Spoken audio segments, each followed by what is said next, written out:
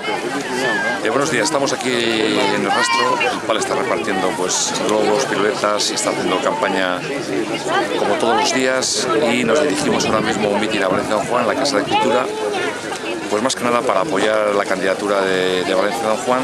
Óscar y amigos, es gente joven, una alternativa al PP, y evidentemente pues a nivel autonómico exigir lo que son temas agrarios, agrícolas y ganaderos, que es la base de la comarca, más la industrialización, desde el punto de vista de potenciar lo que es la transformación de los propios productos agrícolas, agropecuario y agroalimentario, que no solamente sea una zona, digamos, agrícola sin posibilidad de su transformación y de su expansión.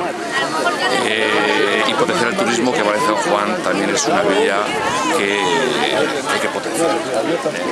Nada, buenos días.